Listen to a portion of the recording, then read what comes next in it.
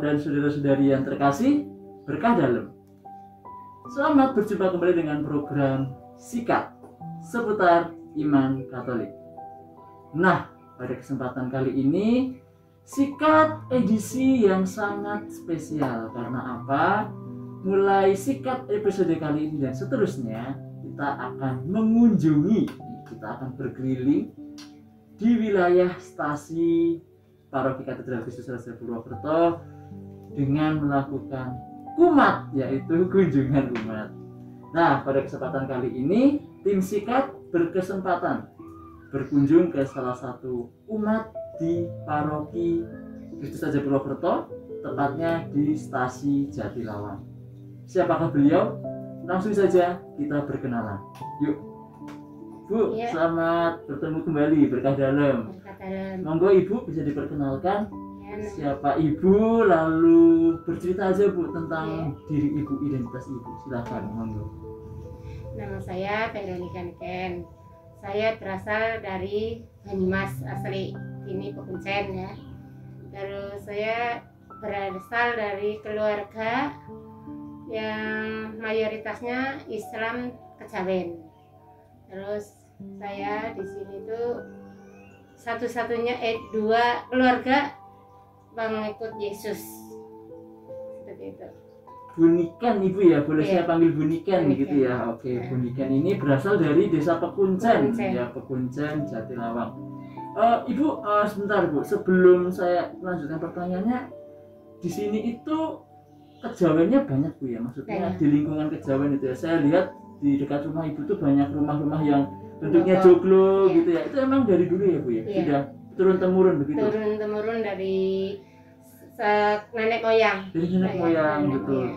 Oke, Bapak Ibu, kalau Bapak Ibu berkunjung ke Desa Pekuncen Jatilawang ini, tepatnya di sekitar rumah Ibu Niken, banyak banget rumah joglo ya, yang tidak, ya mungkin jarang ditemuin di kota Ibu ya. Jadi kesan dan pertama kali kami berkunjung ke rumah Bu Niken sangat syahdu pemandangannya, sangat syahdu keadaannya karena rumahnya joglo, jadinya terasa suasana perdesaannya gitu ya. Oke Bu Niken, terima kasih atas perkenalannya Bu. Langsung saja kita akan bertanya lebih jauh ya tentang Ibu Niken. Yang pertama Bu, Ibu Niken kapan dibaptis? Lalu dari mana kok Ibu Niken bisa mengenal Yesus Kristus? Saya dibaptis tahun 2006 bulan April, 15 April oleh Romo Puryatno. Saat itu ya, terus saya mengenal Yesus itu sebenarnya saya tuh dikasih mimpi. Waktu itu ya saya dikasih mimpi, terus ada sebuah gua, terus ada pohon, itu saya diajak tuh sama seorang ibu ya, tapi yang saya tidak tahu itu siapa, itu belum mengenal sekali kalau itu Bunda Maria ya. Itu saya diajak ke dalam rumah, terus rumahnya tuh besar sekali, itu ada pohon, di bawah pohon itu ada kolam itu seperti itulah. Terus lama-kelamaan itu dengan sendirinya tuh saya kayak terpanggil gitu ya. Terus saya kebetulan kerja di Jakarta itu mengikut orang Kristen tapi bukan Katolik waktu itu ya, orang Kristen Protestan. Nah saya itu setiap malam itu kan keluarga itu berdoa, keluarga itu saya itu merasa itu gimana ya, kok kayak nyaman seperti itu loh. Tapi kan saya belum ingin ikut gitu ya, cuma kok bahagia sekali kelihatannya itu setiap minggu kan ke gereja gitu ya, sekeluarga seperti itu intinya. Terus pas saya mengenal Yesus ngikut Katolik itu, saya berkenalan dengan seorang yang menjadi suami saya itu ya, Pak Kanto itu. Kebetulan beliau itu Katolik, tapi beliau itu nggak pernah ngajak saya itu harus ikut, itu nggak pernah. Tapi dengan sendirian itu saya ikut, saya belajar sendiri di Jogja waktu itu di Tambak Bayan. Terus saya ngikut itu Kristus Raja Jogja. Kristus Raja Jogja. Iya, Romo Sari ya itu ya. Saya di sana belajar dengan Ibu Konstan, namanya Ibu Konstan. Itu yang sering ngajarin saya itu lah. Terus saya dibaptis di sini karena saya kembali ke Purwokerto ya. Waktu itu ya sekitar berapa tahun saya di Jogja itu 1 tahun lebih saya itu. 1 tahun Terus lebih. mengenal itu, terus sering rosarian, terus yang diajak itu ya, maksudnya ibu-ibu sana mau nyengkuyung gitu ya. Tapi Nyengkuyung, betul. akhirnya saya itu dengan sendirinya tuh saya berani memberanikan diri, saya minta dibaptis waktu itu. Saya tuh tantangannya banyak sekali saat mau ikut Yesus ya, karena sering kali saya diejek, kadang katanya itu oh itu kan dibayar seperti itu, ada kata-kata yang seperti itu. Tapi kan memang saya udah yakin, keyakinan saya itu sih memang saya sampai sekarang masih tetap ikut Yesus. Cerita yang sangat inspiratif dan sangat meneguhkan dari Ibu Niken, berawal dari mimpi. Niken bermimpi diajak salah seorang ibu begitu ya Bu ya, untuk berkunjung ke salah satu rumah yang besar dan indah begitu ya. Lalu dikuatkan dengan teman-teman Ibu Niken waktu di Jogja dengan serawung gitu ya Bu ya, mengajak rosario, mengajak doa, pendalaman iman. Lalu Ibu Niken berenung dan teguh ya Bu ya. Nah, akhirnya mantep ya untuk mengikuti Yesus Kristus gitu. Oke Bu Niken, sharing yang sangat meneguhkan. Lalu pertanyaan berikutnya Ibu Niken, rumahnya Ibu Niken ini kan jauh dari gereja Stasi Jatilawang Bu ya.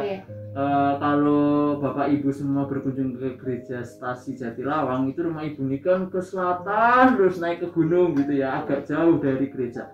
Lah Bu Niken, apa yang membuat Ibu Niken itu tetap setia, tetap teguh mengikuti Yesus Kristus dengan pergi ke gereja walaupun rumahnya itu jauh banget? Rindu akan Tuhan.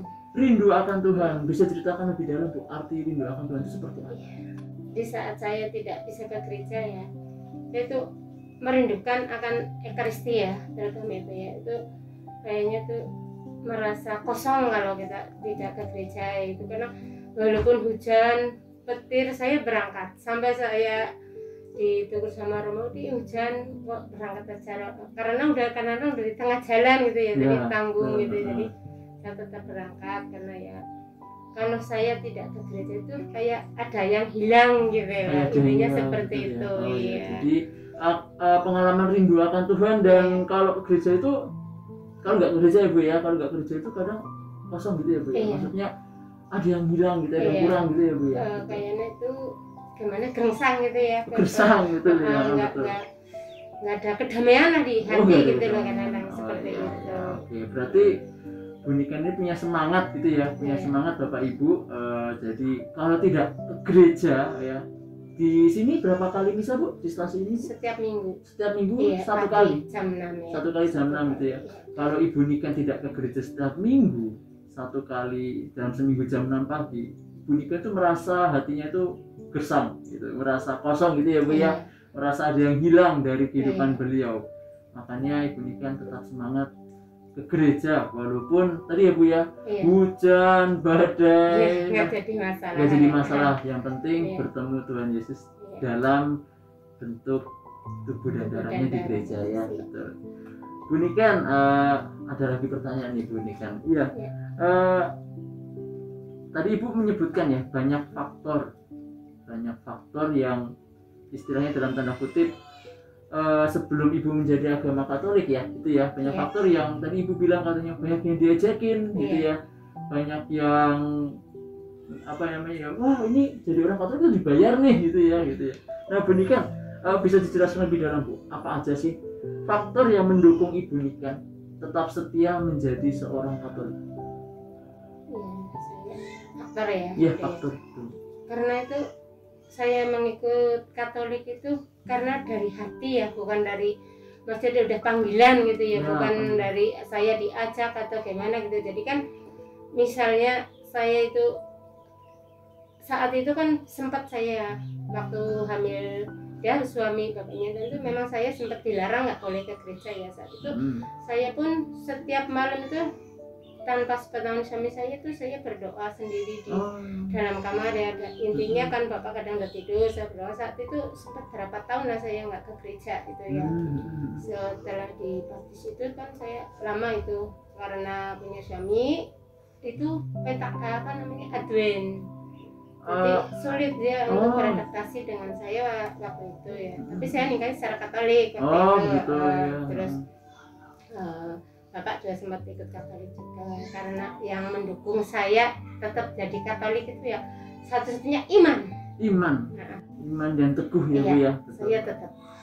Jadi faktornya, apapun faktornya, kalau sudah iman yang mendukung gitu ya, Bu ya, iman yang meneguhkan, Ibu tetap setia begitu ya, Bu ya. Gitu. Itu Bapak Ibu sharing yang sangat luar biasa dari seorang Ibu Niken. Tapi tidak sekut sampai di sini, Bu Niken. Masih ada pertanyaan lagi buat Ibu Niken. Pertanyaan berikutnya, Bu Niken. Bisa disebutkan atau ditambahkan apa saja sih tantangan menjadi seorang Katolik yang pernah Ibu rasakan, Ibu alami? Lalu bagaimana cara mengatasi tantangan itu? Jadi problem solving ya. Bagaimana Ibu ada tantangan gitu ya, misalnya Ibu diberi tantangan, nah bagaimana Ibu menyelesaikannya? Pasang surut kehidupan ya. Pasang surut kehidupan, betul ya. Pasang surut kehidupan. Iya. Kehidupannya. Iya. Tantangan dari saya ya dalam keluarga saya itu ya. Saya kan punya anak 2. Yang satu tetap Islam kan ya. Saya nggak ngacak-ngacak untuk ikut saya nggak mau ya. Karena apa? Waktu itu kan saya memang sebelum Katolik itu saya kan Islam, dapat suami Islam gitu kan. Jadi saya nggak itu ya, maksudnya intinya tidak memaksa mungkin ya, gitu betul ya. Saya tidak mau memaksa dia ya, karena itu udah jalannya ya betul ya. Dan kenapa ya itu kadang saya itu pengen didik Intan itu untuk sebaik mungkin ya, dalam arti mengikut Yesus yang benar-benar kita taati saat ini gitu ya, mudah-mudahan sampai untuk selamanya gitu ya. Terus yang tantangan berat itu ya faktor kadang ini ya, lingkungan kadang ada yang sebagian orang Islam kadang mengecak gitu ya. Saya katanya Allahnya 3 gitu, seperti itu ya, itu udah sering kan, itu sudah saya jelaskan ya. Tapi ya tetap mereka kadang namanya manusia ya. Kadang-kadang mereka ya tahunya seperti itu ya, itu yang dia katakan seperti itu ya kan.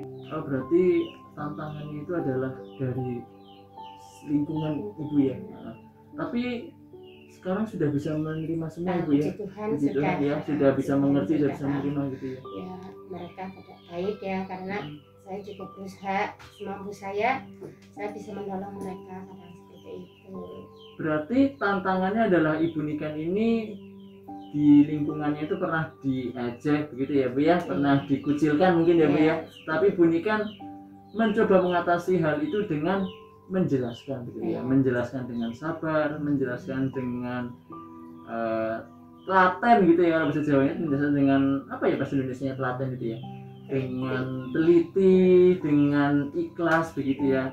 Jadi sekarang situasi lingkungan Ibu Niken sudah bisa menerima Ibu Niken, sudah bisa kembali guyup serawung dengan Ibu Niken. Jadi sekarang sudah tidak ada masalah Ibu ya, sudah aman-aman saja gitu ya. Itu juga mungkin berkat Tuhan juga ya yang menguatkan Ibu Niken. Jadi semua tantangan yang terjadi di keluarga Ibu Niken ini bisa diselesaikan gitu ya, Bu ya.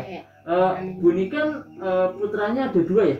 2 ya. Satu di Unsud gitu ya, kuliah di Unsud, satunya itu masih kelas 1 SMP Intan. Iya, jadi di sebelah kamera ini ada putri Ibu Niken, Mbak Intan ya. Kelas berapa Mbak Intan? Baru mau masuk SMP. Baru mau masuk SMP, oh berarti baru lulus SD. Oke, Bu Niken, saya akan coba kembali ke faktor lingkungan. Faktor lingkungan. Sebagai orang Katolik, Bu, kan tadi Ibu bilang di lingkungan sebelah rumah Ibu ini yang Katolik cuma hanya 2 orang begitu ya. 2 keluarga atau 2 orang? 2 keluarga begitu ya. Nah, dari segi kan tadi banyak yang Ibu Niken bilang banyak yang kejawen begitu ya, banyak yang beragama Muslim gitu ya. Nah, lalu bagaimana Ibu Niken dan tadi satu keluarga yang sebelah Ibu Niken itu membawakan diri sebagai identitas orang Katolik? Jadi apa namanya, di lingkungan Bu, bagaimana Ibu bisa menjadi orang Katolik yang baik di lingkungan itu? Ibu bisa apa namanya adaptasi lalu bisa terapkan ke lingkungan Ibu gitu, bagaimana Bu? Kita ya sebagai orang Katolik ya kita terus menanamkan cinta kasih terutama. Betul, cinta kasih. Karena itu hukumnya cinta kasih Bu ya, hukum ya, itu hukum cinta kasih. Kadang-kadang kan orang-orang kan menilai dengan sebelah mata ya, kita melihat kita dengan sebelah mata kadang-kadang itu kan. Kadang yang namanya manusia kalau di lingkungan nih sekitar sini kan kadang kita misalnya sedang merasakan kebahagiaan misalnya ya, itu merasa mereka iri dengan tudingan yang macam-macam ya. Tapi kan puji Tuhan kami selalu bisa membawa diri ke mereka karena ya mungkin dengan cinta kasih itulah saya berusaha sebaik mungkin kita sering menolong, membantu mereka seperti itu. Mungkin bisa dijelaskan lebih jauh Bu, menolong dalam artian apa? Ya. Contoh Bu, misalnya contoh konkretnya ya, contoh kejadiannya. Kalau lingkungan sini kan misalnya ada seripahan orang meninggal itu ya. Oh ya, ada seripahan. Kalau bahasa Indonesianya itu apa ya Bu ya? Syukuran orang meninggal. Oh ya, syukuran ya. 40 hari misalnya itu 100 hari gitu ya. Kita kan sering membantu karena seperti itu ya. Misalnya mereka sedang keluarganya dia meninggal, kita kan selalu membantu seperti itu. Mungkin dengan materi dan tenaga seperti itulah. Kalau di sini seperti itu sih ya. Mayoritasnya memang orang Kejawen pun seperti itu ya. Itu di Kejawen itu pun ada namanya 40 hari, 100 hari itu ada. Kalau Kejawen ada 7 hari, ada 3 hari ya. Kalau di Jawa seperti itu. Cuma kita kan tidak ada ya. Kalau itu ya seperti itulah saya membantu masyarakat kadang dengan misalnya ada sumbangan apa saya pun memberi seperti itu. Berarti tetap aktif gitu ya Bu ya. Jadi serawung tadi yang saya sudah bilang serawung untuk selalu membantu masyarakat gitu ya. Kalau ada acara tadi ada Ibu Niken bilang seripahan gitu ya, peringatan orang meninggal gitu ya, Ibu Niken mengaplikasikan atau membawa diri sebagai pengikut Kristus yang serawung, yang rukun gitu ya Bu ya, yang mau membantu dan tadi cinta kasih kepada masyarakatnya yang diaplikasikan Ibu Niken itu adalah ya tadi itu serawung, datangi tetangganya, datangi lingkungannya begitu ya Bu ya, yang sedang ada acara, ada kegiatan itu membantu dengan kemampuannya Ibu Niken. Gitu ya Bu Niken ya. Oke Bu Niken, tadi kan Ibu sudah bersemangat sekali bercerita tentang membantu sesama. Lalu dari dalam Ibu Niken sendiri, dari dalam diri Ibu Niken sendiri, pernah nggak Ibu Niken mengalami krisis iman? Krisis iman itu gimana ya? Kadang mengikuti Yesus Kristus itu kan tantangannya berat ya Bu ya. Nah itu pernah nggak Ibu mengalami krisis iman sekali. Itu? Lalu bisa diceritakan juga Bu bagaimana Ibu bisa mengatasi krisis iman itu? Itu hampir down ya. Hampir down ya. Saya tidak percaya lagi gitu loh. Karena dengan cobaan bertubi-tubi ya saat itu saya setelah menikah mengikuti Yesus itu suami saya meninggal. Belum berapa lama lah yang orang Jogja itu ya meninggal dengan cara cuma di bapak itu kena bisul akhirnya meninggal di rawat di terapi ya itu ya. Suami saya kan dosen dulu kan ya di Universitas YAI itu. Terus saya itu sempat down tidak mau ke gereja waktu itu ya. Ya dengan cara mengatasinya itu saya setiap malam itu kan saya dikasih mimpi gitu loh ya. Itu kadang melihat api, kadang apa gitu ya. Terus saya coba berusaha memperbaiki dengan baca Alkitab itu setiap malam itu saya baca Alkitab. Terus setelah baca ayat dua ayat tuh merasa damai gitu ya di hati itu ya, rasa damai gitu. Terus merasa tenteram nyaman. Terus akhirnya kan buka terus akhirnya kan kayak ketagihan gitu ya. Terus akhirnya tuh saya ke gereja lagi ya. Terus saya sempat berapa tahun waktu itu sih ya nggak ke gereja itu nggak sampai setahun kayaknya ya. Terus saya ke Jakarta itu kerja karena anak saya yang Aji itu masih kecil waktu itu ya. Saya sempat ditinggal dititipin ke Budi sedihnya kan karena nggak ada orang tua waktu itu ya. Sempat saya di Jakarta pun saya nggak pernah ke gereja gitu ya. Terus saya bilang ke majikan saya, Bu, saya pengasuh anak di sana. Saya kan Katolik, ibu itu orang Islam gitu ya. Oh iya. Waktu itu yang saya ikutin, saya boleh nggak kalau hari Minggu saya minta izin, saya mau ke gereja ya. Ya nggak boleh katanya seperti itu. Terus waktu itu tuh kok sedih, sangat sedih sekali ya waktu itu. Saya sempat nangis, terus saya keluar dari situ. Berapa minggu saya kerja di situ, sebulan setengah kayaknya saya di situ tuh. Saya keluar, terus saya dapat orang Katolik, puji Tuhan. Nah itu dari bangkit lagi itu saya rajin ke gereja itu ya. Oh, iya. Terus pulang ke sini ke Jawa, nggak ke Jakarta lagi, ketemu bapaknya Intan itu waktu itu. Gitu. Ya, terus saya jadi itu pun sempat lagi udah rajin ke gereja lagi, udah kayak itu ya, ke gereja sini juga udah. Terus ketemu bapaknya Intan, nggak boleh ke gereja gitu kan. Nah akhirnya ya sempat saya itulah kita ya seperti itulah, saya selalu baca sendiri, berdoa sendiri dengan cara sendiri. Bapak ke gereja saya ikutin ke gereja seperti itu. Cuma saya tidak bisa, hati saya itu ngikut Bapak itu nggak bisa. Padahal sama-sama Yesus, tapi ya, kan betul. saya nggak mantep gitu di hati gitu loh. Intinya seperti itu tuh saat saya krisis iman tuh seperti itu tuh waktu itu ya. Jadi kadang-kadang saya menangis gitu ya, tengah malam itu menangis, kenapa sih ya kok saya gini karena seperti itu ya. Ya itu jalan satu-satunya yaitu saya baca Alkitab gitu ya. Jadi menemukan di ayat-ayat itu saya jadi damai lagi gitu ya.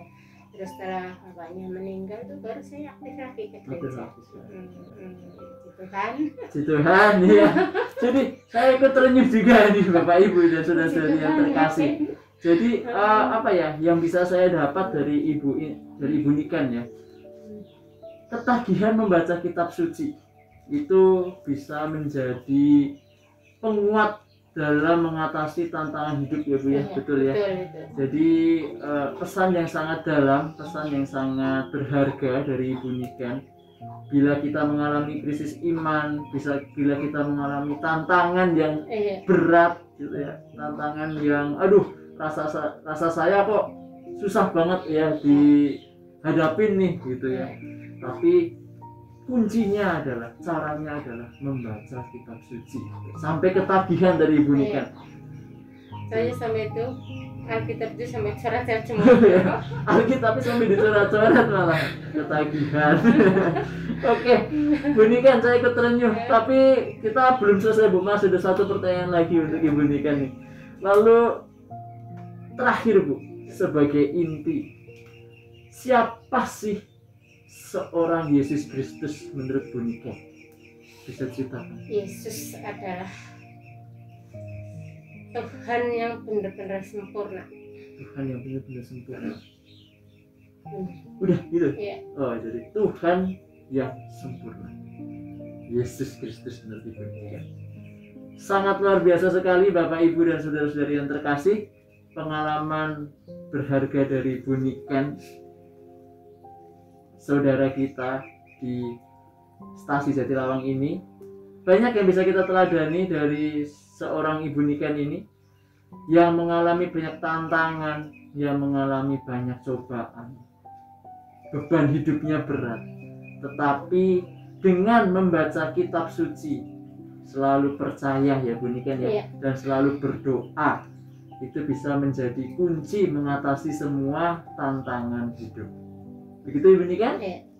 Amin. Amin. Terima kasih Ibu Niken. Bapak Ibu dan saudara-saudari yang terkasih, sungguh rasanya ingin bercerita lebih dalam, ingin mendengarkan cerita Bu Niken secara lebih lengkap, secara lebih mendalam. Tapi apa daya, kita sudah harus mengakhiri pertemuan ini Bu Niken. Terima kasih atas pengalamannya dan terima kasih juga kami boleh berkunjung ke rumah Ibu Niken yang sangat luar biasa.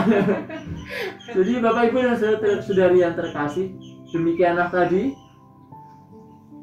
cerita dan pengalaman Ibu Niken dalam program Sikat edisi kali ini. Terima kasih atas atensinya, atas perhatiannya menyaksikan video Sikat ini, dan jangan lupa tonton video sikat yang lain dan juga tunggu kita akan menjelajah kembali ke keluarga-keluarga Katolik di Paroki Katolik Raja Purwokerto ini dalam program Sikat Seputar Iman Katolik. Terima kasih telah menyaksikan. Jangan lupa like, share, dan subscribe channel Paroki Katedral Purwokerto. Berkah dalam.